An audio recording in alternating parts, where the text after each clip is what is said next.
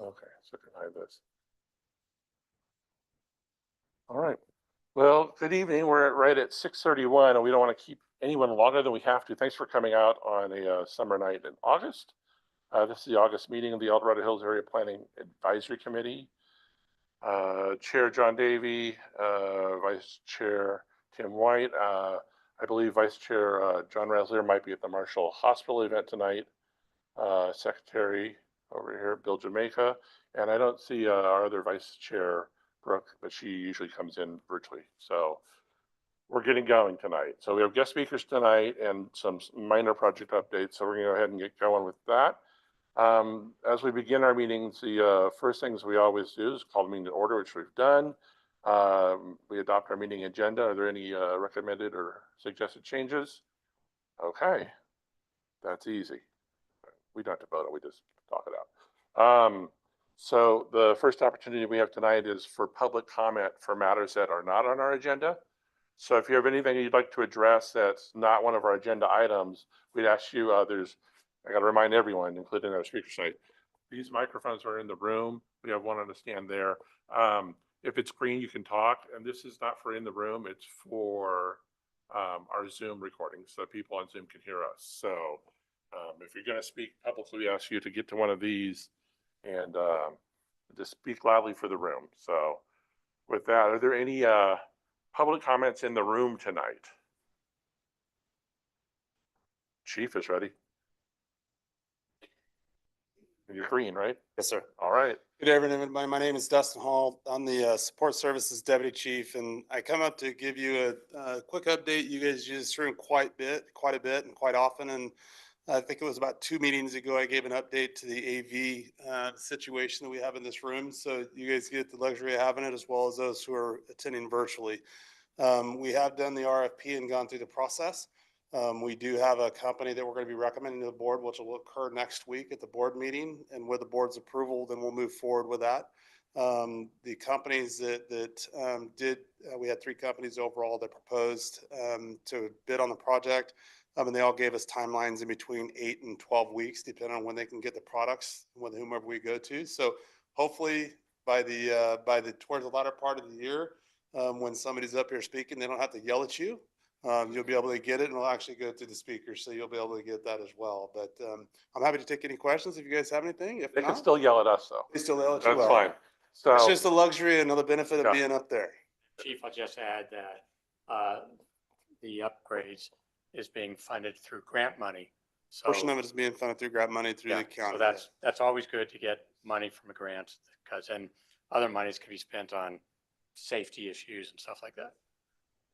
And so you guys were generous enough to share sort of the spec sheet on that, and I have to look at it. It's very exciting. So, and again, we don't say it enough, but we need to thank the department for providing this for the community. And it's not just us; it's for a lot of groups. But it's a very helpful thing. We don't have a lot of spaces in El Dorado Hills to do things like this. So, really a community benefit for sure. Yes, sir.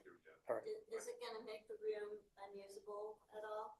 During the course of construction, there'll be moments where it will be, because what's going to happen is you'll notice that where the current screen is at is that the screen is actually inset into the wall.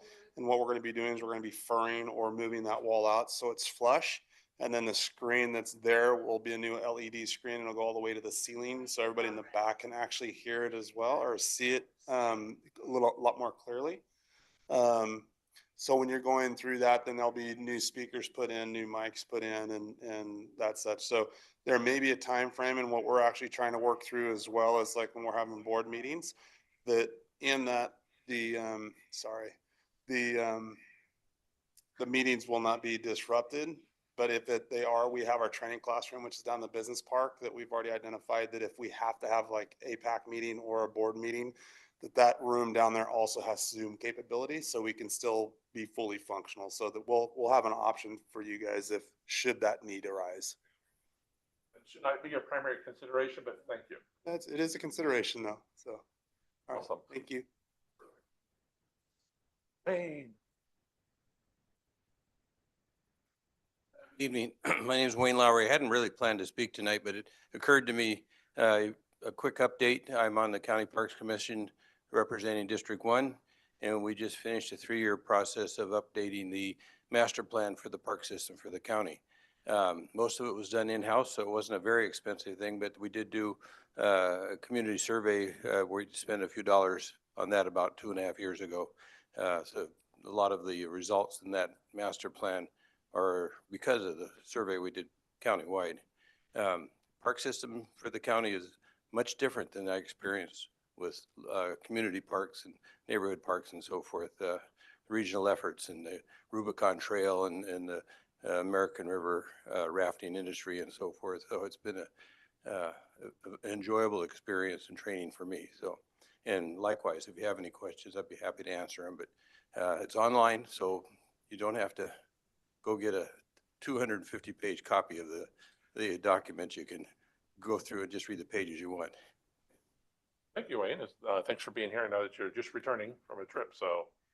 No problem. I got 5 hours sleep last night and I'm ready to go. I was about the same, so yeah. Thank you. All right, so with that, there's no more comments in the room. We'll go to our participants online. Are there any public comments online on matters that are not on our agenda? We just ask you to raise your hand on Zoom.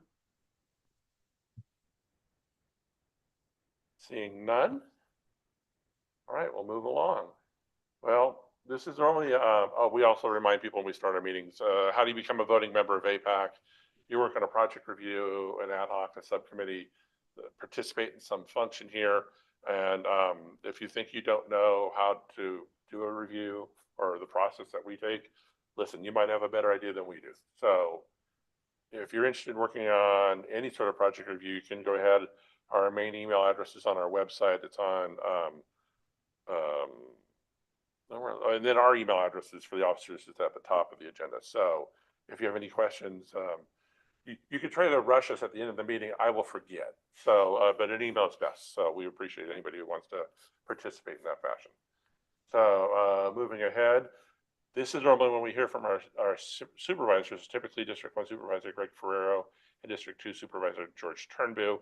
And I believe they're both at the Marshall grand opening tonight for the new facility here in El Dorado Hills. And that's a project that we had a presentation on last year. Yeah. So it's exciting that they have that done. It's something that we need in this community. And so, of course, we wish them success. And if it weren't for all these projects, we'll probably have them come back, give us an update on how that build out worked for them and if they anticipate any additions going forward. So no supervisors tonight. That means that we can probably go home early. You keep saying. I am a jinx. But here's where we are fortunate tonight. So we have guest speakers tonight, and they're both planning commissioners. There's only 2 of them, so we're not doing any tawdry things with the Brown Act. But they're commissioners that touch this community. So Dave Spars, District 1 Planning Commissioner, and District 2 Planning Commissioner, and Commission Chairman Bob Williams, APAC member, and officer. Not right now, but we'll keep the seat warm. So we have a discussion tonight, and if I can get this share going. This is something that we've talked about in the community before. Not going. There we go. That's them. So it's a discussion about the differences between all the specific plans that we've had over the years, in the last 40 years, in a community plan. And the touchstone for this, when I was talking with both the commissioners, was that APAC was originally the El Dorado Hills Area Plan Advisory Committee, and an area plan is a community plan. So that was 1981. So this is sort of a full circle point in time for us just to have this conversation, and we have the benefit of both of these gentlemen being here tonight to talk with us. And I'll go ahead and move the slide forward to that. And as long as that's green, or if you want to stand up there, then the Zoom people hear you. So are you green on?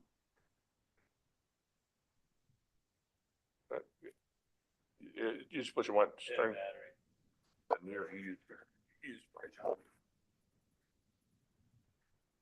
We will see. Now you're live. Well, we deal with technical issues here. And so just prompt me when you want the screen to move. All right, again, thank you. They'll come here tonight, today to listen to us. Commissioner Spore and I, and I'll call you Dave in this thing, I don't have to be respectful of you. Thank you. In this session, Dave and I are very cognizant of the fact that there are so many different major developments coming forward over the next few months that it was imperative for us to step back, we thought, and really take a look at what this really means in terms of what the planning alternatives really are. And as a result of that, we spoke to the chair of APAC and said, would it be possible for us to just spend a few moments to chat about some of the pros and cons of Pacific plans?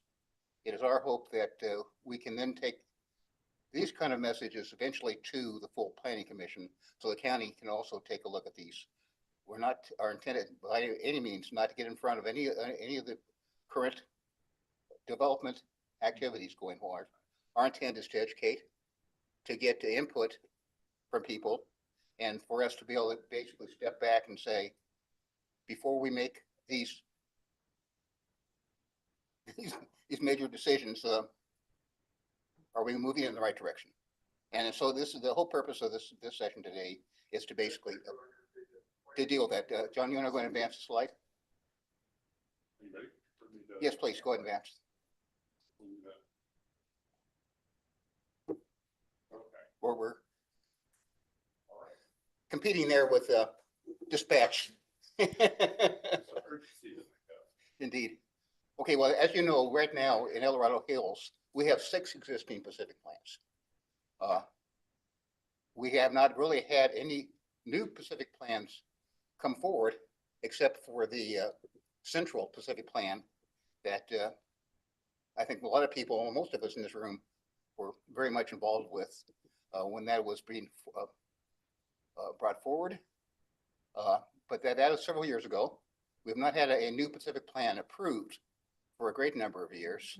We have only had one amended plan, and that is the Carson Creek Pacific Plan, and that was done in 2021.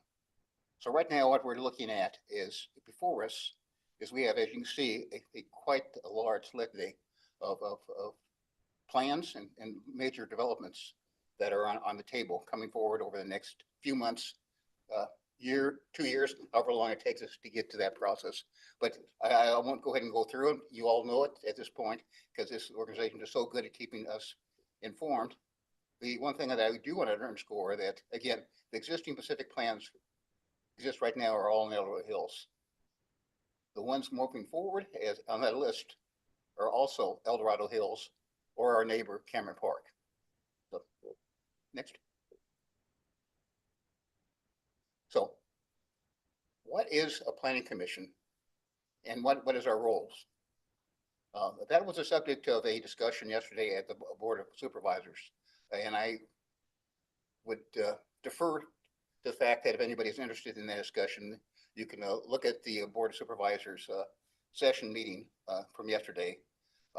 But in essence, as it's written right now, the commission, I'll go drop on down to the last sentence, the commission shall serve as the advisory agency to the board on legislative actions, including zoning changes and general plan amendments and other matters specifically provided by this title.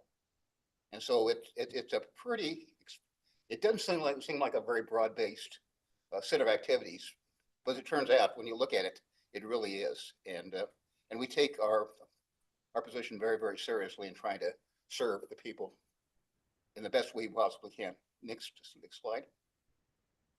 This slide kind of gives you basically a kind of a classical view of the kinds of plans that are out there. Basically a hierarchy. If I were to put my professor hat on, I would be going into great elaboration what each one of these plans do. Today, we're going to only concentrate on number 2, the area or community plans and Pacific plans. I think all these other plans could be used and are being used for whatever purposes, but each one of these plans are also impacted by a whole series of other items. And that list is just a partial list of those things that do impact Pacific plans. Obviously, initiatives, director interpretations, rezoning, degree of code enforcement, and on and on and on. So in other words, I think we have to understand these plans are never really locked down in concrete, but they're a dynamic living set of documents. Okay, next statement. Now, this also kind of expands on how the state perceives what our role is as planning activity. And basically, a commissioner shall prepare specific plans, and this is applicable to both the board of directors and the board of supervisors and the planning commission, shall provide specific plans for systematic implementation of the general plan for all or part of the area covered. So basically, the state gives us latitude to look at the Pacific Plan either from the perspective of Pacific Plan itself or from a broader perspective of an area or community plan. Next slide. So this is basically a kind of a synopsis of what our code currently states in terms of what a Pacific Plan does and what's required. I highlighted, I think, the most salient to my mind issues with regard to specific findings that the board must make in adopting a Pacific Plan. First, it has to be consistent with and implement the general plan itself. Of course, the general plan, I should have brought my copy. Speaking of a stack of documents, it's about this tall. It's impressive and it's very detailed, but I think it's the document we have to live by as commissioners. The other thing is that the key agreement and requirement is that we must be CEQA compliant. So those are the two required requirements. Okay, next slide. Now, then we get into the point of what does a Pacific Plan really require? And this is where it really gets very complicated. Item C, I think, is really the most broad. It says we have to identify the proposed distribution, location, extent, and intensity of the public and private infrastructure and facilities for transportation, sewage, storm water drainage, solid waste disposal, energy, education, fire protection, and other essential modes proposed to be located in the Pacific Plan. And I see our Director of Planning for the county is here. Ms. Gardner, welcome aboard. I don't envy you having to deal with every one of those issues and bringing them forward, but thank you for doing what you're doing to make that much more palatable for us to be able to deal with further. Section D, we also have standards and criteria by which the development will proceed. And obviously that also includes conservation, development, utilization of natural resources. And the last one is something that I think is sometimes overlooked.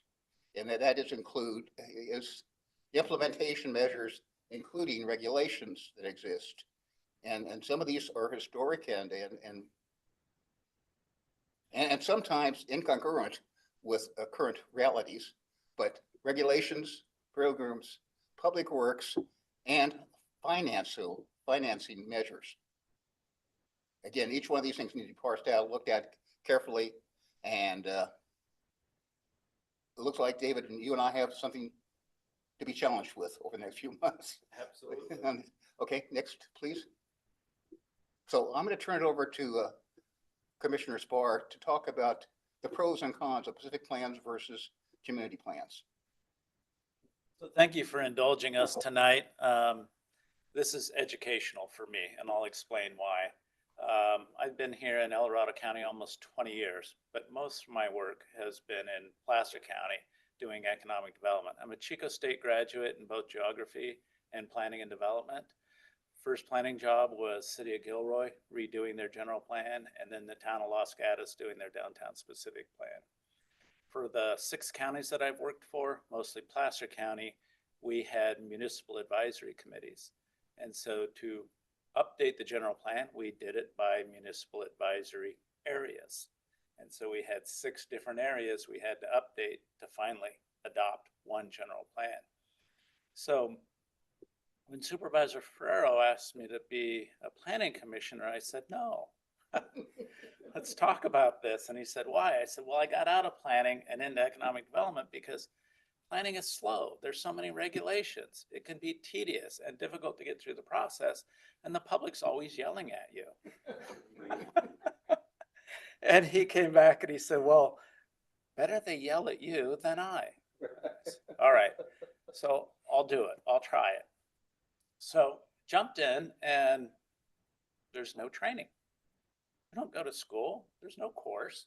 I came to the APAC meetings and I started reading everything on their website. And I said, okay, this is quite an education. There's a lot going on here, not just in the El Dorado Hills. So I started learning about the rest of the county. It's like there's a lot to digest here. And it's very unusual to have so many specific plans in 1 year's time frame, 12 months, or in one community area. They're usually spread out, in 6 different communities, not 1 or 2 communities. I know the general plan update was a brutal process, and I'll probably never understand that, but I wanted to understand the specific plans, the area plans, the community plans. And to me, there's a community plan that's maybe missing that should have or could have been done for this western part of the county, as we had done with kind of Roseville, Rockland, Lincoln, and the Sunset Industrial Area in Placer County. So I'm having to learn something new here in a new land, and then how the specific plans are tailored and can be custom zoning, land use. I like the idea that a specific plan is to take the general plan and be more specific about the general plan, of course, macro and micro. So the goal of a specific plan is to implement the general plan. Take those policies, those procedures, those zoning, general plan zones, as well as the zoning ordinance, and say, how are we further going to implement this to our best ability and do the best for the neighborhood, the residents, and the community? Well, in learning about them, it is a good streamlined path. Rather than changing a general plan or updating a general plan, you can submit a specific plan, specific to your project, and specific to a land use area. One stop simplifies, accelerates the project. It saves time and money for the developers and the local agencies, and it gives everybody a clear direction of what's going on. So I like the pros of a specific plan. Next. To me, spot zoning is a legal issue that comes about when you have a compatible area and you're making, or you end up with an incompatible area, and you might rezone that, and it's called spot zoning. And it's changes to the general plan or changes to a community plan or a specific plan in a neighborhood or an area like Midtown Sacramento, and you want to do a high rise in Midtown, it's not I'm sorry, appropriate. did we somehow reverse the slides here? We did? Yeah, we jumped into a cons on specific plan. Oh, there's another pro slide. There's more pros, cons, risks. Maybe one more. I think that one just says continue. Just disappeared. So, 1, 2, 3, 4, 5. Is that right? yeah, but we had like 5 pros and 5 cons, so we were balanced. There's 1, 2, 3, 4, 5. So are those pros? Those Does are have con on it? cons. So on the pros side,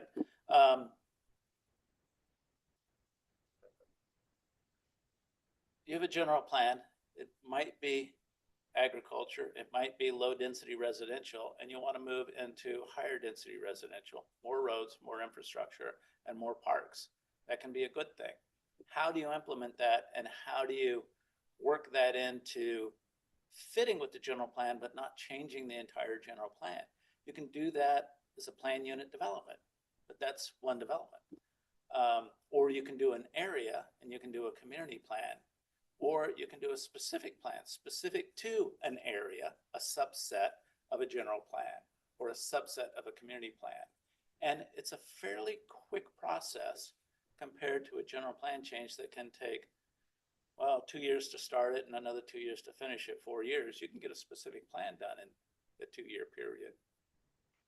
Switch to just the PDF version. If I can get my controls to work. And so we like specific plans for that reason. Me personally, I like the idea of a community plan because it's a cross in between a general plan and a specific plan. Not quite that specific, but it's general enough to encompass what's good about a general plan and to examine what might be specific in a specific plan and say, now, how does this balance in the community for schools so we don't over impact them, for water infrastructure and sewer infrastructure, road dedication and road building. The cities I've worked in, San Luis Obispo, Modesto, Sacramento, a lot of the parks are built first before the residential units are built. A lot of the infrastructure and the roads are dedicated and the roads are built first. In Folsom, they have a road landscaping plan and an infrastructure plan to build the roads, and the roads can be expanded. That is contained in their community plan, but it can be added into a specific plan. And so it can work very well to accelerate and incorporate an infrastructure update, the financing of that infrastructure, updating of the schools, and the demands of growth that's coming your way. So there's some very good reasons to do a specific plan. On the cons, spot zoning is an issue. We don't typically run into that a lot in El Dorado County, but it's thought of as weakening the environmental infrastructure because there's less coordination. A specific plan can overload one particular area or a specific area, as it says here, roads, utilities, and integrating those needs of a community. Our thought is El Dorado Irrigation District is very good at extending utilities. And if they extend them for a specific plan here and a specific plan here, that's great. But at some point, they might need an overall upgrade. And we would like to know when that overall upgrade is going to be. And is that going to raise the fees for everybody in the entire area? I would rather have that incorporated either in a specific plan or a community plan. A community plan does that. A general plan does that. A specific plan is very specific to a geographical area, several neighborhoods or one neighborhood, and may not incorporate that larger infrastructure. The going to advance back to one more day. Okay, here is. Okay, we did the streamline, okay. saves time, money, developers, Okay. local agencies. That- And it really does. It saves Okay, considerable amount of time and considerable okay, amount of go back expense. up one. Okay. Let's go ahead and we're not giving the pros obviously a full version because there's a missing slide, and I will take ownership for that. I tried to just but- incorporate those and then But let's go ahead and talk about the first two cons of the Pacific plan. So we have all five of the Pacific plans covered. so the cons of you can read it here instead of me reading it to you, but it erodes the public trust, weakness, integrity of democratic planning. Yes and no. It can and it cannot. A specific plan can bypass because it's looking at a smaller area and not, for instance, one specific plan is not looking at all of El Dorado Hills, which is District 1 and District 2. It's looking at the Generations project on top of a hill, and it has nothing to do with the south side of Highway 50. Well, where a community plan or general plan is supposed to take all of those elements into consideration. So a specific plan sometimes is too specific and not incorporating the utilities, the school districts, and the park issues that we would like incorporated here in El Dorado Hills. This information that we pulled up is specific plans are typically developer driven. The planning commission and planning staff can develop a specific plan on their own. They can pick an area and say, this area needs to be updated. We would like to do a specific plan for this area. It's expensive for us to do it. So, excuse me, when a developer wants to do a specific plan, they're paying for the environmental CEQA document and they're paying for the traffic studies. And that is very helpful for the county, particularly if we can use the benefits of each specific plan and their environmental documents, traffic documents, infrastructure, school documents, and look at that in the future to update the general plan.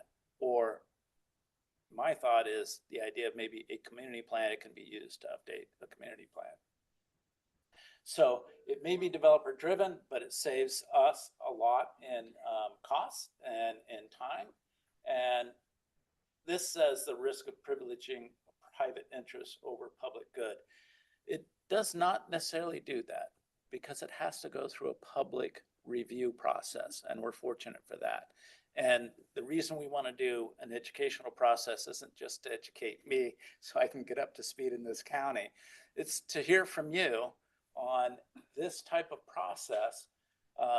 Would you like more input into a specific plan? Could there be more community meetings on a specific plan? Rushing a project makes implementation very bumpy and very difficult. Vetting a project and getting all the information as possible makes implementation swift and smooth. I love swift and smooth, so I can see both the pros and cons. Thank you, Dave. So Dave, can I ask a question? Yes, please. You mentioned that community plans, so you mentioned specific plans, the costs are borne by the developer. Right. Who owns the development of the community plan? Who bears the cost for those? The county in this case, or the city. So typically cities will do a community plan and they might break their city up into 4 quadrants. In Sacramento, we would do a midtown plan. That's a community plan. But we do Paso Heights or another area. Unfortunately, if a county or a city is going to undertake a community plan, they bear the cost of that, and they must have the staff or be able to hire the consultants to do it. So a specific plan is desirable in that it saves a lot of resources for a public agency. Where a community plan is much like a general plan. You're bearing the cost of that, but you're including a larger group of community to input on that and plan and develop that area. Would you move on to the community plan summary? And Well, we pretty much Covered covered those all of points. this. Right. So let's go to the pros and cons of community Community plan. plan can be done if you want to annex in a large area to a sphere of influence. The county does not annex in huge swaths of land like Lincoln might, or Roseville might, or Sacramento might from Sacramento County around the airport and the Thomas area. That's a time when you might use a community plan because you don't have the specific projects outlined yet, and there is no developer to do those projects. So you're working on flood control, you do a community plan, and you take care of the flood issues. Pros of a community plan. I think I covered a lot of those already. It involves more public workshops. It's a very large democratic process. Some of us in government appreciate the democratic process, but the hard work is trying to invite the public and encourage the public to contribute and participate and to stay with the process all the way through so we get a quality product. And that can be quite a challenge sometimes. Long-term vision, it does provide a comprehensive long-term, a 10 or 20. General plans are typically 20 years. You might update them every 10 years. In some areas, depending on growth, there might be a 5-year update. And consistency with general plan.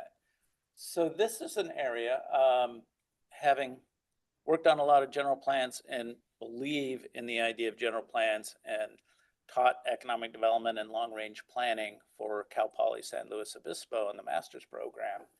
A general plan is more than a roadmap.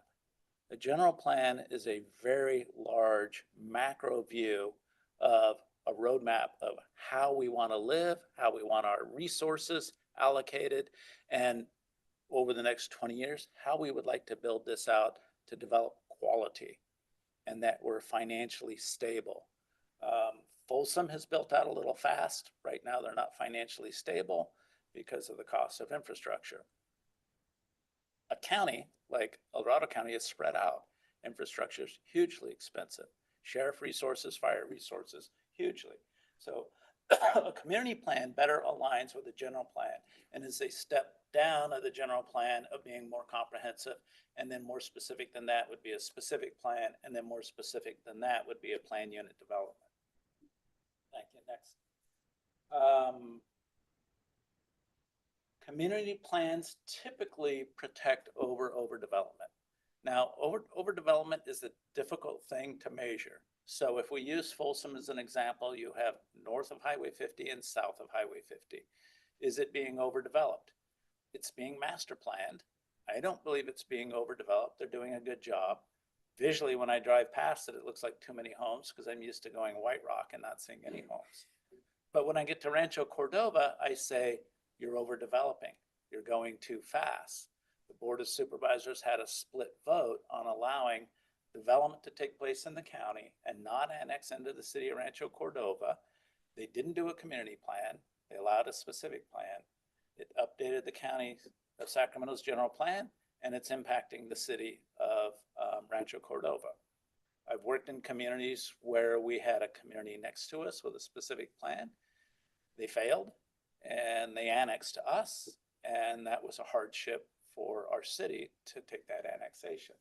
So there are pros and cons on both of them. Community plans I like because they're more comprehensive, they're slower, but unfortunately they're more expensive for the public agency that's undertaking the work. Thank you.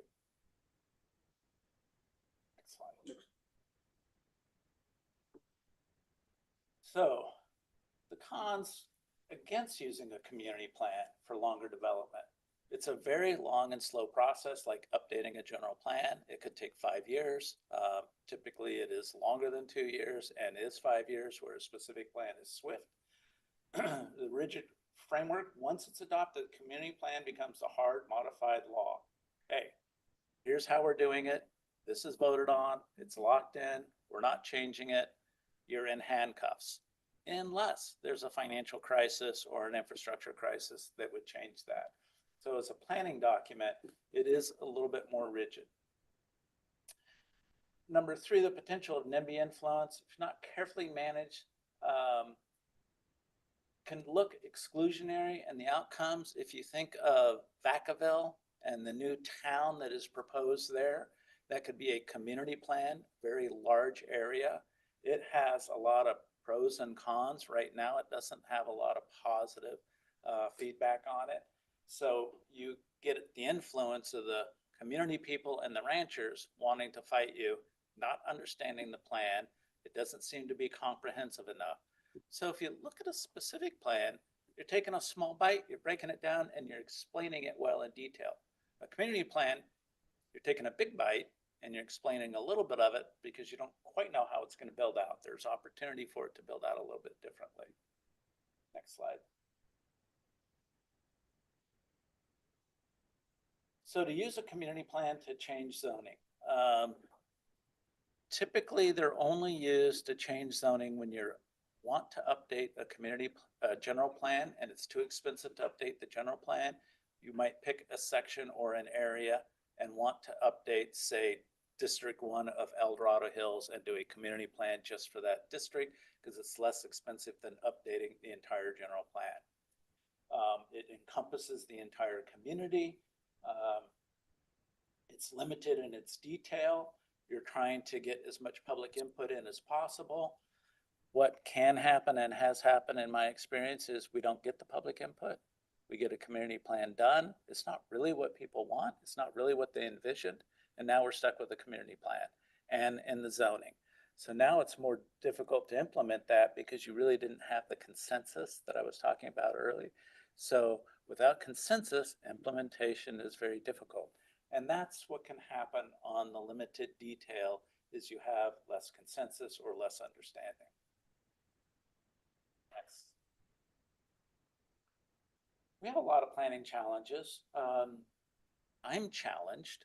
It's a lot of information to learn and go through at once. I wish I had more time.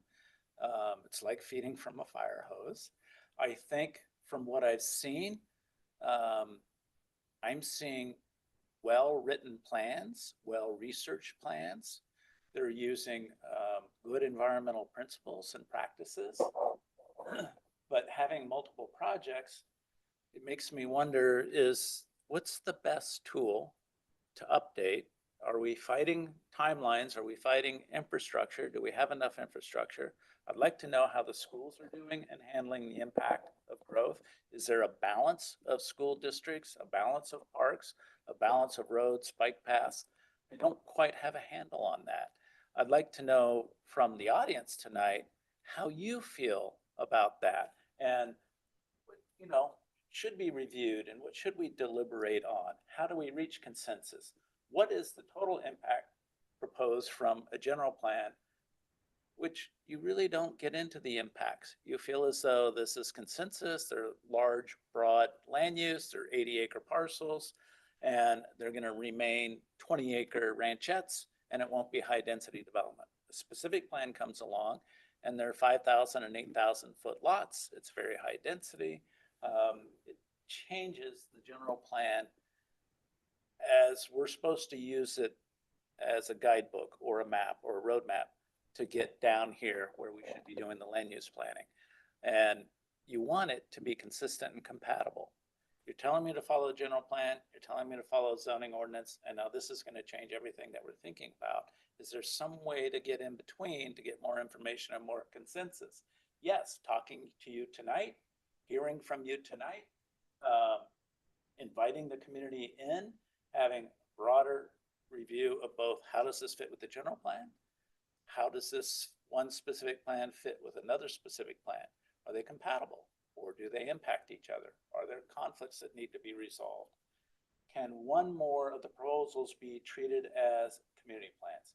You could put a couple of specific plans together and do a community plan. You could do that for the entire area south of Highway 50.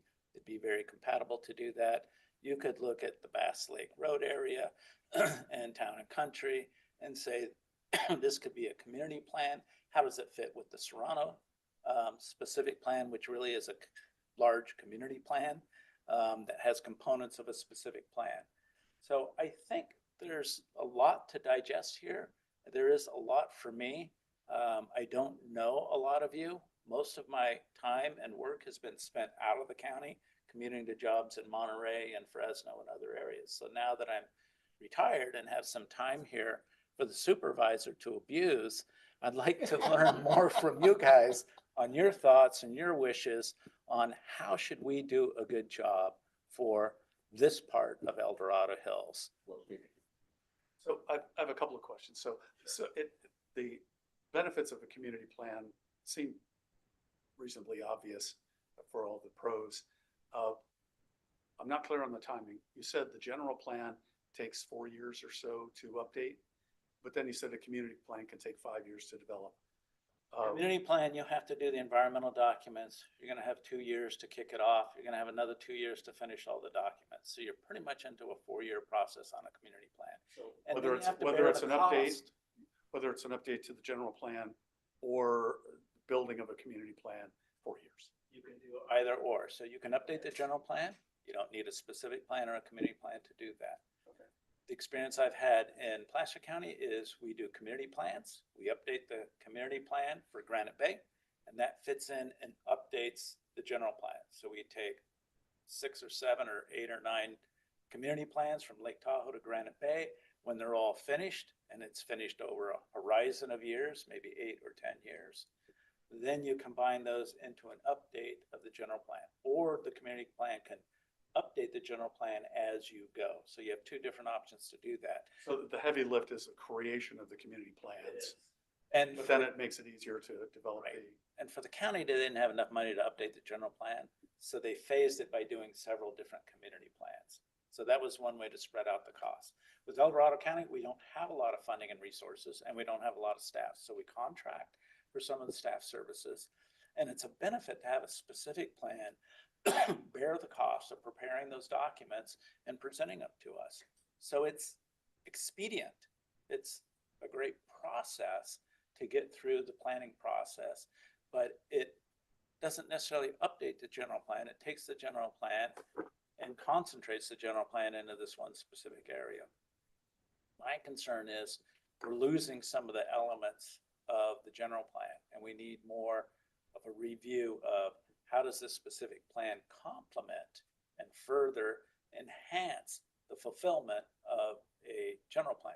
And a community plan always does that by nature. So if there was general agreement that that was true and that was a good thing to do, how do we get from here to there?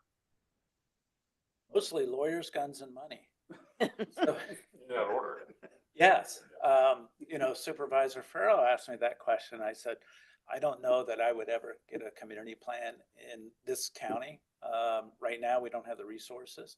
it's the funding. So a lot of the grants have run out with the state. You need to wait for another budget cycle where the funding comes in. And if the grants are there and you have the staff that's very good at writing the grants, you have to write several of those grants to be able to get enough money to do a major update. Or you wait until the general plan's going to be updated. But that's hugely expensive and time consuming. So I would prefer community plans, but I would prefer having grant money to be able to do that. Here's the dilemma, Bill, one of the dilemmas. Our general plan was approved by the voters in 2004. I wasn't here, not here at that time, but I've talked to certainly a lot of people that were. And that was a slugfest, as I understand, during that whole period in order to get that general plan adopted. There have been a number of efforts and pushes to move that forward again. I'm not sure one of the slides that we showed was the issue of public will. There has to be a public will and a consensus among the powers to be that the time has come for that. But on the other side is that if we understand that we have a plan, and by some accounts, there are things in our general plan that are just flat incorrect at this point or outmoded. There's a section about a dam that never has happened and never will happen, for example. And so, there are issues that, obviously need to be addressed with a general plan.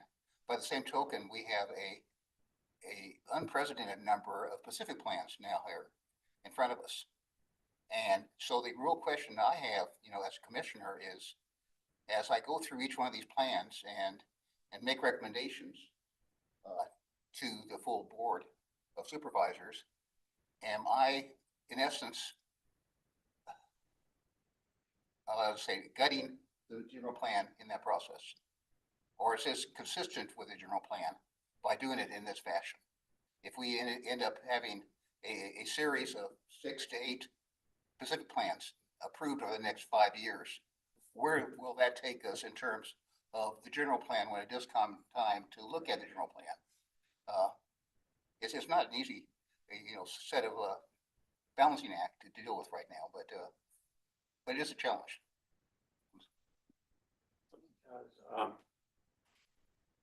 If a community plan is adopted, I assume, is it voter approved? If it's done at a county or a city?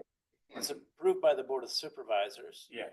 If you have an incorporated area, say Placerville, and the community plan incorporates part of that, then you might, but typically it's just the jurisdiction of the county or jurisdiction of the city, Okay, so and not public wide. if you say when it was hard to modify it, why? Because I assume, just as like we have with our general plan in the county now, there's an amendment process, and the Board of Supervisors, and I think you're the Planning Commission, I think you, on a regular basis, approve, I think up to 4 times a year you can do it, amendments to the general plan. And some of them are, maybe could be like your dam issue, there's no dam, so get rid of the damn thing. And then others, like when the town center apartments, when we had to amend the general plan, countywide it says no more than 24 units per acre, and it was 46 or 7 or something like that. So you could, even though you have a community plan, you could still amend it fairly easy through some sort of process. Just same process as a specific plan amendment or a general plan amendment. It's just the public will. When you have a community plan, it's much more comprehensive than general plan. That's macro. Community plan is more micro and more specific, like a specific plan, taking into account all the transportation, all the parks, all the infrastructure. And once that's adopted, you're supposed to carry that out. If it's a 20-year build out, you're supposed to carry that out 20 years and finish it, And not deviate. if the voters elect for Dorado Hills to become a city in a year and a half, one way or the other, if they do approve that, would you recommend then that the new city board perhaps look at doing a community plan or a general plan, which would apply overall? It doesn't matter in that case. It doesn't matter. In that case, by law, they have to do a general They'll plan. have to do their own general plan, yes. And they would have to pay for it, not the county. So Yes. it'd be less burden on us. Would the county look at their general plan and say, you know, we will respect that and adopt that like a community plan? Yes, of course, it would be treated like a community plan under our general plan because it's a city. So that's how they would look at that. And again, if that, say that happens, or if a community plan is developed here at the county level in 4 or 5 years, all the specific plans that are currently in place, that are in place, or that may be approved in the next year, year and a half,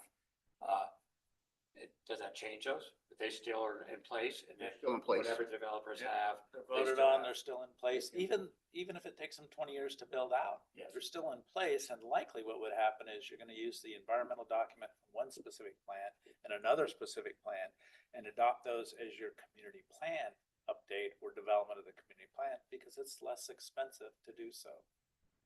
Thank you. Yeah. Yeah, and I was just gonna remind everyone, so in 1981, the Board of Supervisors asked residents in El Dorado Hills, hey, can you help us where we need to create an area plan? And that's where APAC started. It was, I think, 36 members of the community. 1981, they took 18 months. They went through it. The requirements now versus 1981 are a little different.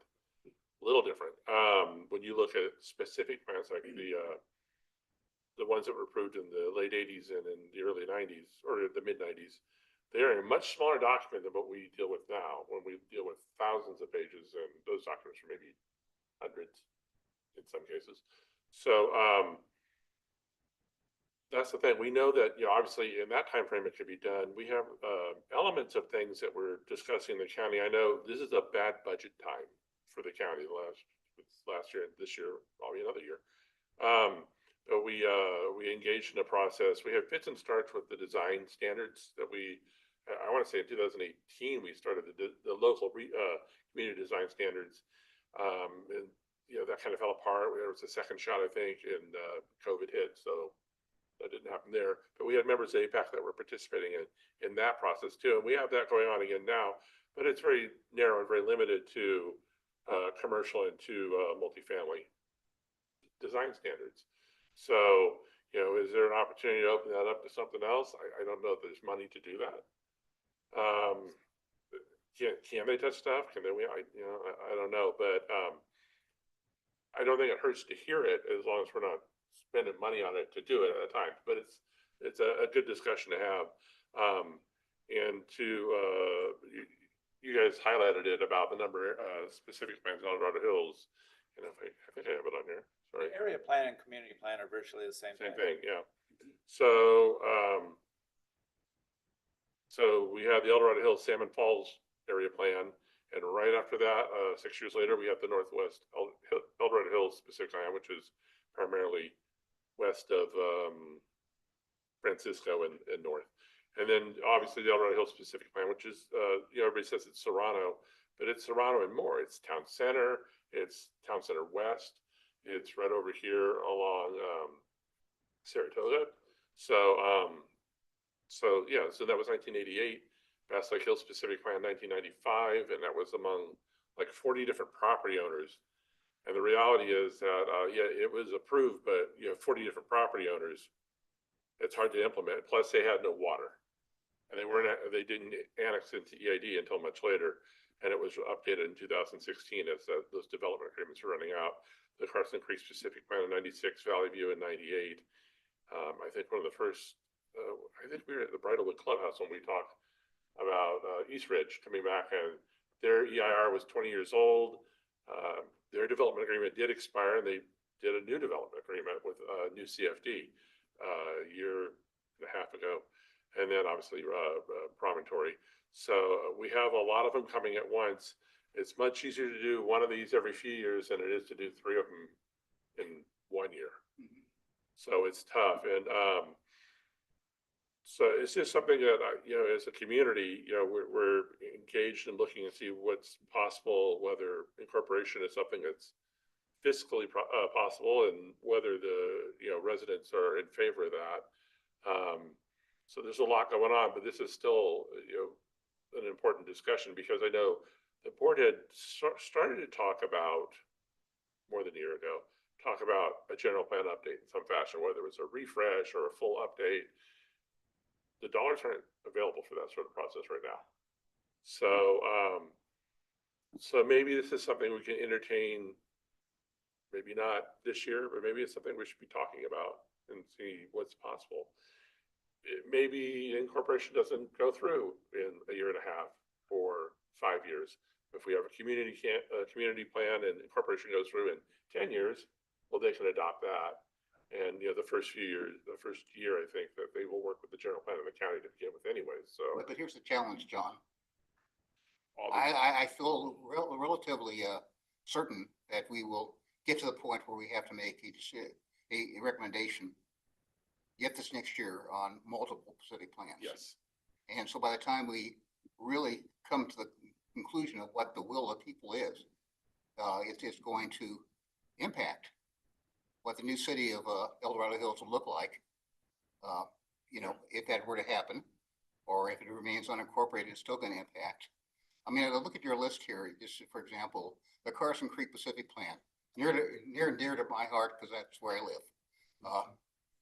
One of those, our slides in terms of Pacific plans, mentions the fact that most Pacific plans are really developer driven. The developer of the Pacific plan for Carson Creek has nothing to do with that anymore. No. It's been assumed by yet another developer.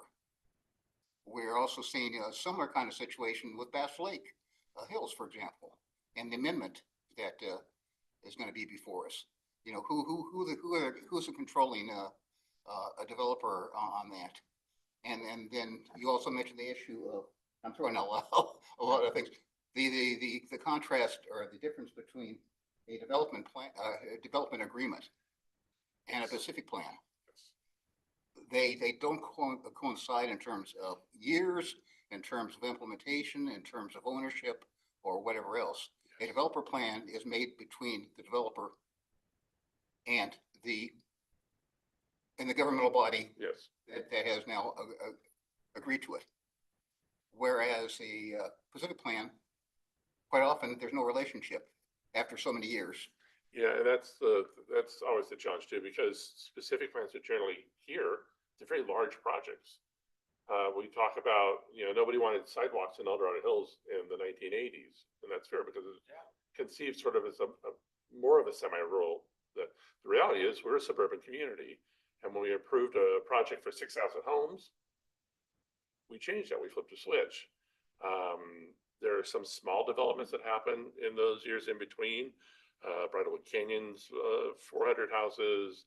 Some of the Bass Lake Village where I'm at, less than 300 houses for two different communities.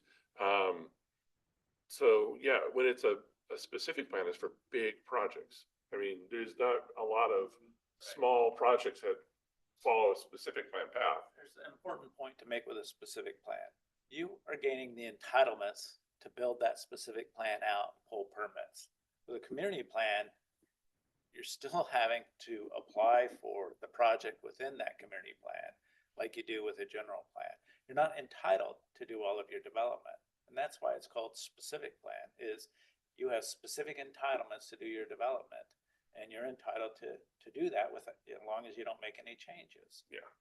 So yeah, it's just been a process over the years, and we hit 30 years in July since we moved here, and but for us, we look very closely. It's like, okay, well, this is very rural right now, but what's coming? And so we were coming at the same time as Toronto started their residential development, and so but we knew. I mean, we looked into it. A lot of people don't look into it. A lot of people, it's unfortunate when we talked about the development in the business park previously that a lot of people didn't realize what you could build in the business park under the RD zoning. It's important to know, and then you're not surprised. You might not be happy, but that's surprised. So, is there anything we want to go back to on this tonight? I should ask if Linda's got a microphone, I'm sure. There you go. I have it right here. I figured it was gonna be conversational, so I just took it down, and there's Perfect. plenty of, I think, other ones around the room too. So you brought up the, in the community plan, that it would require CEQA.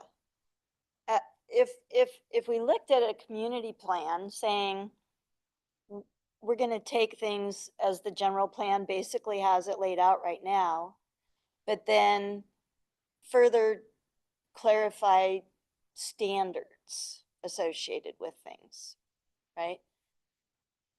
What exactly would trigger CEQA? Because maybe if we took a simplified view saying, CEQA here's stays what. triggered whether or not you're talking about a community plan or a specific plan, CEQA is still triggered. No, but I mean, so the community plan, I would see like an area plan. We have that outlined. We've had some in the, for our current county. If we just took a community plan and said, we're gonna look at it from the state of, here's what the general plan already has in place. We're gonna drill down a little bit more and refine it and clarify potential areas of question. If that was done, would that still require CEQA? Yes, it would. And there's advantages and disadvantages. So you have CEQA, but you might not have specific projects outlined in a community plan. It's still broad and general. Right. Therefore, you have to do a separate CEQA document or update the CEQA document to approve that project. Whereas specific plan, you're approving it. It's streamlined. It's ready to go. Now you're entitled to build that project out. So those are the advantages of a specific plan. Why I like a community plan or why I like a general plan. To me, it's a very broad roadmap and it says, here's how we're going to go over the next 20 years and do a build out. I like that. It feels like certainty. It feels like the infrastructure can be planned and everything else can be planned. The community plan has a great deal of public input in it. It's their plan. It's not brought in by somebody else. It is our plan. But there are drawbacks with community plans. They're expensive, they're time consuming, and you still must do a planned unit development, or maybe you'll do a specific plan inside of a community plan. You're not 100% entitled to build out the community plan over the next 20 years as it's outlined. You have the opportunity to do that, but you don't have the right or by right to do that by entitlement. Right. So if a community plan was looked at, does that mean that our planning department would be driving, like, kind of like they're doing for the design standards right now? So they would be the lead team on that and coordinate it? They would staff it. Yeah. Or if they had grant funds, they might hire a consultant and say, we would like a community plan. And it might be one supervisory district or a much smaller area. Okay. One note, because you mentioned EID. Just Monday was the last day to provide feedback on a draft EIR they have specifically to create a diversion of water in order to bring it down on the south side of the county. Because, El Dorado Hills gets water from Folsom. So everything goes down the American River, goes to Folsom. We get it from there. So in that document, they actually specified that they were aware of multiple projects in that area that are not in an EID area right now. And even though they're not approved, they took them into account to justify the need for the CEQA review. So, I bring that up because when they're planning, actually, it tends to be different than what the county's doing. They actually took different numbers from 2023 and used that and then pegged on top the unapproved projects. And since that time, when we did the TIF fee review, we had modified numbers. So it's disconnected a little bit. Clearly they need longer range planning in order to do things like that, but there's a lot of implications associated with it too, right? So it would be, I think, a community plan, I see it as being helpful to be able to say this EID or transportation department or anybody else, this is what we're intending to do. Because then it's really a clear long-range plan. You could would be look at a beneficial. holding capacity. Yeah. What is the holding capacity of a community plan or area plan? What population can it handle? much water does it need? How much sewer does it need? What type of electrical infrastructure? Can you go into SMUD, or are you staying with PG&E, or are you going to do your own plan? So those are very important factors. I like the idea of comprehensive, so including EID, including roads, including schools, all of that, where the specific plan is more about the development within a pocket. So here's our development. We're responsible for this specific area. We're really not responsible for the areas outside, although we need to tie to them. So they have a specific plan will have a bridge to the rest of the community, where a community plan encompasses all of it. It's holistic, and it does have that build out or holding capacity. We did holding capacity for South Placer County. It was 500,000. They're going to exceed that. So did the community plans work? Yes, as a guide, they were very, very good. It's not what we're going to end up with in South Placer County. It's going to be higher density. Same thing with Folsom. General plan for the entire city. But now that they've annexed 3,000 acres, their life's about to change pretty drastically, and their cost structure will change drastically over the next 5 years.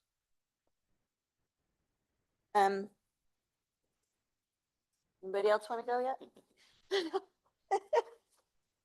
Okay.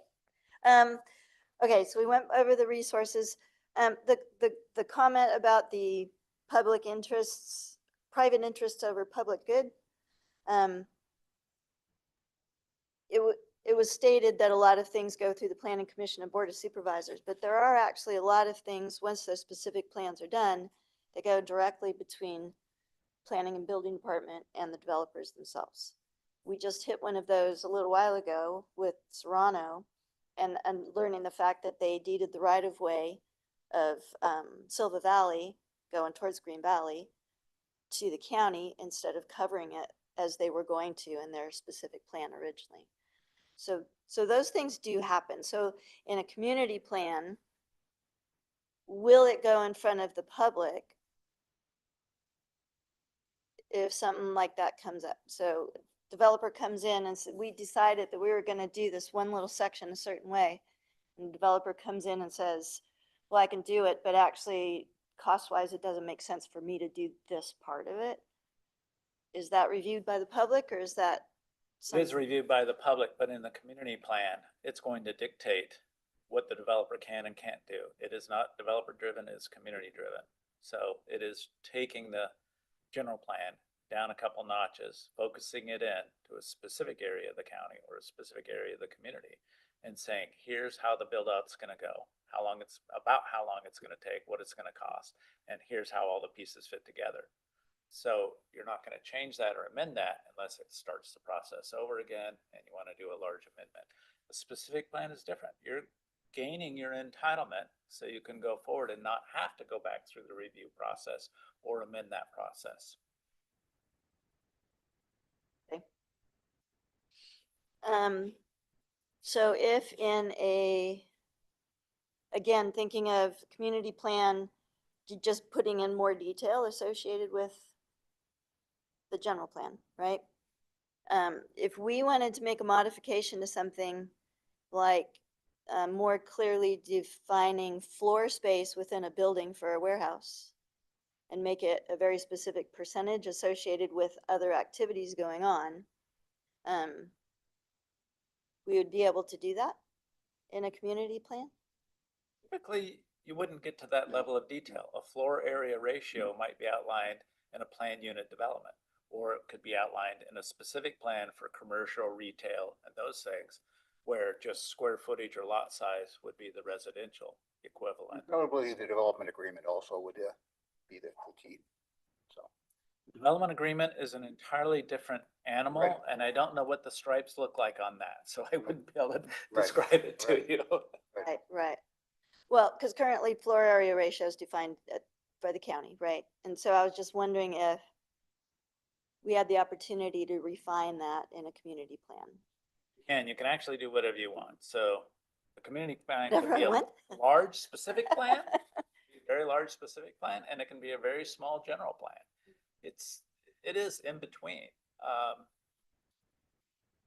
like community plans because it gives me the roadmap and I get to fit all the pieces together. So I know there's enough infrastructure. I know we have to enlarge the sewer plant and the water plant. We have to enlarge the school, or how many schools are we going to add? And here are the parks. The idea is you're going to build the parks first. You're going to build the roads first. All this infrastructure is going to go in first, whether you're going to Mello-Roos it or bond it or whatever, and put that in first. So I know you do mention schools, currently in the specific plans. I know some of them say, oh, we're gonna have a school here, but in reality, they don't have the ability to say if a school is gonna be built there. So in a community plan, it's different. We work with the schools to basically say, this is what we're looking at. And so they confirm yes or no, because we can't dictate what the state says to do for a school. Right, but they can use it as their planning document and we can adopt it as our Okay. planning document. So it's copacetic. Okay. Okay. And then for us, we have a historic district in our area with Clarksville.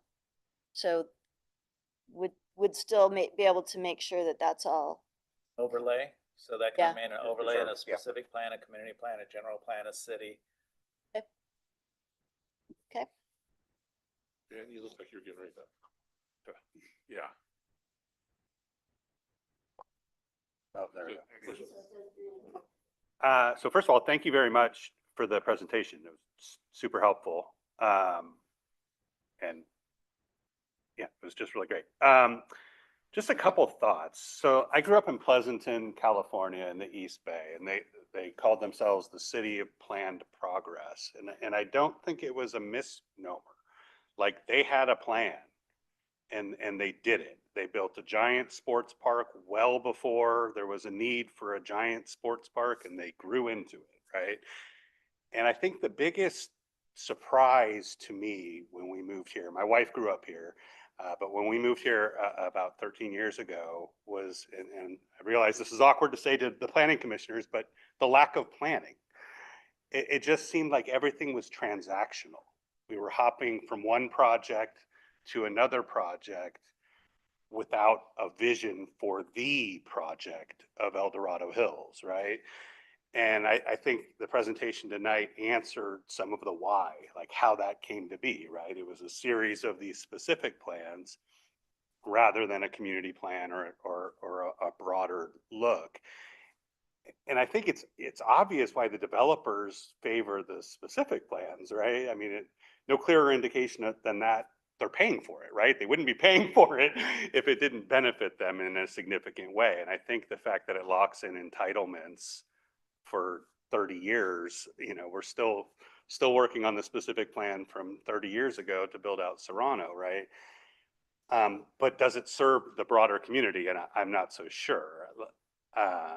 You end up with the inability to consider the bigger picture.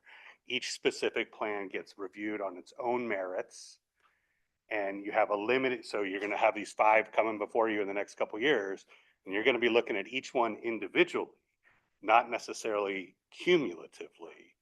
And I think that's a real hamstringing of your ability to plan for this area. I think if you polled this community, leaving political buzzwords and everything out of it, and just asked, would you favor a master plan for the next 20 years for thoughtful development? I think people would say yes. And I think for me, the frustration is that can be the best idea and everybody can be on board with that idea, but it's not a actual possibility, right? The only way to do it, to force the issue, would be cityhood, where you then have to form a general plan. But short of that, the county's just not in a position to do a community plan. So as Mr. Williams noted, you guys are going to have to weigh in on these specific plans now or soon. Not going to have the luxury of waiting for the money to be there to do a community plan. So we're not going to have 6 specific plans. We're going to have 10. And this patchwork quilt of individually good developments, but cumulatively not well thought out, is going to persist. And that's really frustrating. Fantastic example. And I know Pleasanton well, and I know Livermore well. And Livermore a no-growth community, and I've worked for several no-growth communities. Their planning turns out to be atrocious over a 40-year horizon. Dublin is an example. It's across the street from Pleasanton. Pleasanton wanted a downtown. Pleasanton had an airport and a golf course. They're compatible to each other, but they wanted economic development and a job housing balance. And they saw what was going on in the Bay Area and they said, we better take control and let's be comprehensive here. And they took a comprehensive approach to it. And they have the right amount and balanced retail, jobs housing balance, affordable housing, parks, fairgrounds, all of those items. Come 40 years later, and Dublin wants to compete with Pleasanton. And so they start building some retail, big box stuff, less desirable than what you have in Pleasanton. And putting BART in, and then ending up with a lot of apartments and high density residential, but not the planned neighborhoods and street-lined trees. Livermore, on the other hand, is no growth, no growth, no growth. It's controlled by Slack. They're all professors from Berkeley, and they like the vineyards, and they don't want Livermore to grow. I was born in Livermore. I understand where Livermore's coming from. But the difference is when it breaks and it bursts loose and you finally add that growth, it's not comprehensive. It didn't fit into the beginning of Livermore. It's not the same on First Street as when I grew up there. Dublin is not the same. I was born in the women's prison in Dublin. At that time, my dad was a doctor at the Air Force Base there, Parks Air Force Base, and it wasn't a prison, so it was a regular hospital. I was Gonna say, Dave. born in. Today, it's the women's facility. You got around to that part. But I like the first story better. Pleasanton did a comprehensive approach. Dublin did not, and Dublin's playing catch up. And Livermore, unfortunately, got caught between the two, and they're taking the crumbs, and they're struggling. They're trying to put in some boulevards. Pleasanton is a much nicer, comprehensive community than Livermore is today and what Livermore was. Here we are rural. We could have been more comprehensive. We never expected the growth to be this rapid. I'm on a half acre. All my neighbors are half acres. It's like all of El Dorado Hills is going to be half acres. This is going to be great. It's going to look like the places I grew up in. And it has changed in the last 20 years pretty rapidly. We're kind of past the point. We're almost built out. So does it make sense to do a community plan? District 1, yes. District 2, no. Yeah, So, right. thank you. So yeah, on one side it does. It's more comprehensive. I would like comprehensive. I would like my job to be easier. I would like a nice, neat general plan, a community plan, and a specific plan all in a row, all color coded with build outs and infrastructure. And I could make, I think, very good decisions. Today, I find it difficult to make very good decisions. Okay, are there any other questions in the room, comments? I'd like to just follow up on a comment that have been made, and they're taken very well. And if a matter of clarification is, I think it's important to also emphasize the fact that, and I have been very explicit in not taking a position on cityhood one way or the other, as long as I'm a member of the planning commission.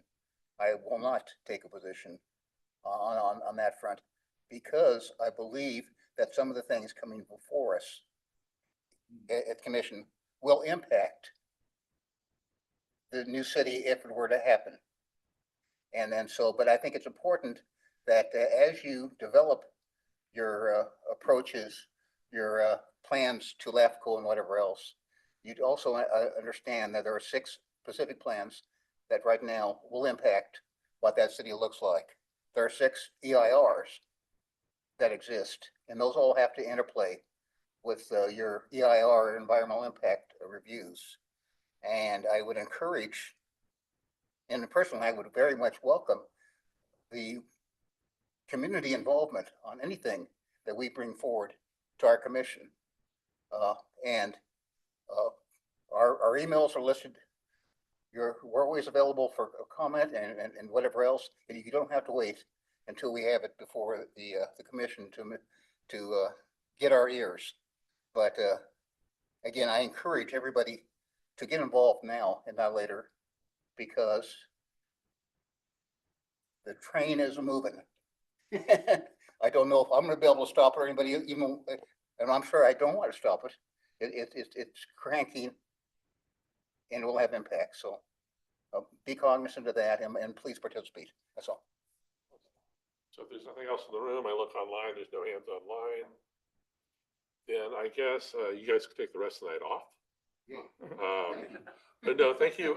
This is something that it's come up before, and I know, I talked to Supervisor Heidel about, it was an idea that he had back when he was elected, because cityhood had not passed in 2005 and was looking for alternatives. How can we have a good plan?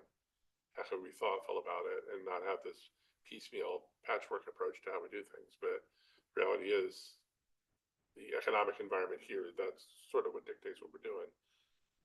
But if there are better alternatives, then we can get community support behind it.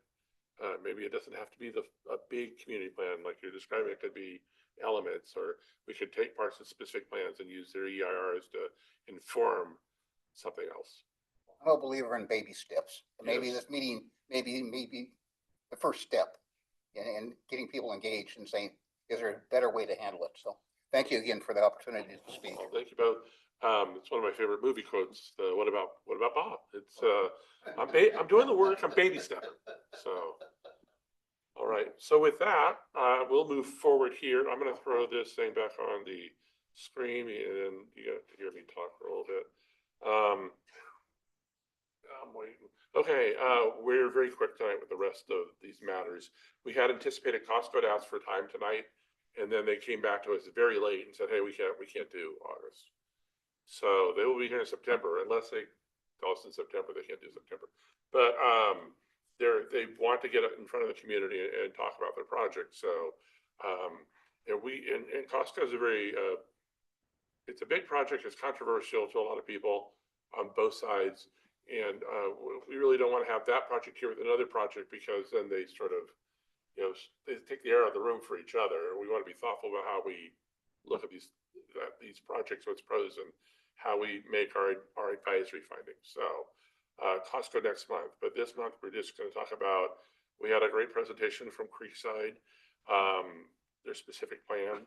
I just want to remind everybody that the comment period on the draft EIR ends on August 19th.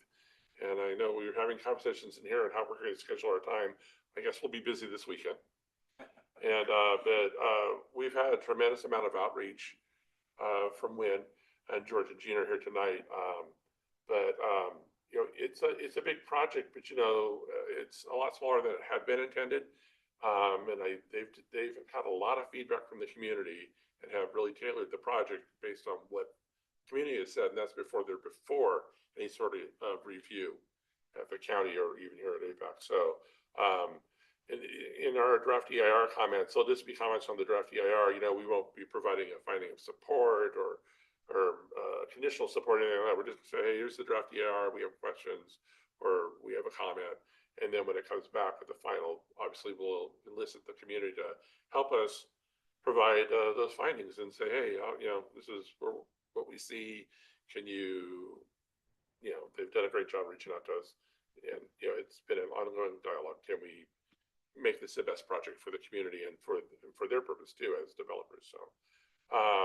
So just a reminder, your comments would have to be in, I think by 5 p.m. on August 19th. So we will endeavor to do before 5 p.m. So. And then, then the Creekside Village, the plan, we had some of these maps last month. It was from the presentation from the Wynn team, and we got a lot of detail about that. That meeting's recorded, and you guys can go back and listen to that.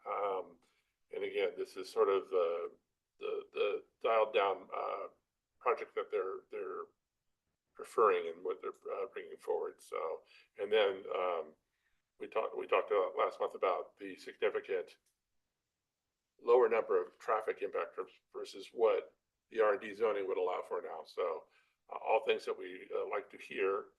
And then their outreach effort, and we talked about this last month. It's like, I know there's outreach on here that's not on your list. So there's no comprehensive outreach that exceeds even what we prepared, what was shared with us last month. So again, thanks to the Wynn team for that.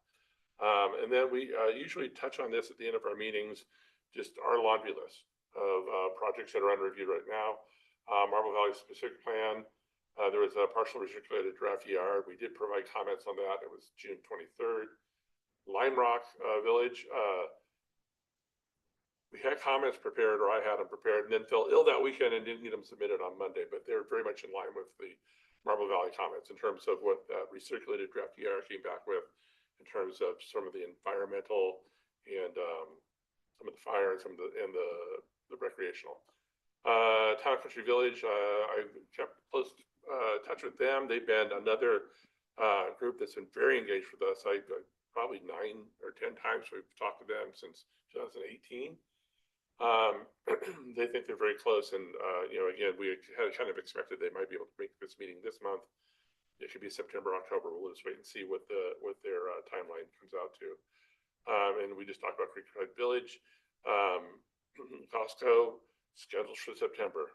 I shouldn't say it out loud, but scheduled for September. I jinx everything. So, Generations at Green Valley, they did come and talk to us. We haven't heard anything from them. So the draft EIR was issued. We haven't had any updates on that, on the situation on that. And then the Gateway Eldorado specific plan. I know there's a TAC meeting coming up, but we did receive an invitation. Yeah, we did. Yeah, so I'll share that with you. So this is a project where they've come and talked to us several times too. There's a lot of misunderstanding, even among APAC members, and they've done some outreach in the community over there as well. We have the documents, the updated documents are on the website now. So if you want to go take a look at what's proposed, it's there available for you to look at. Sometimes it's easier to find them on the APAC website, even though most of the materials are really at the county that you really want to look at. So are there any go backs on any of these from our officers? Okay, so with that, we remind people, if you want to submit comments and you can't be here, we'd ask you to email them in by 5 p.m. on Monday before our Wednesday meeting, so that if you have questions, we can present them to project applicants or guest speakers and see if they can get the answers for you in time for the meeting. So and for those questions, we ask to be related to our agenda items.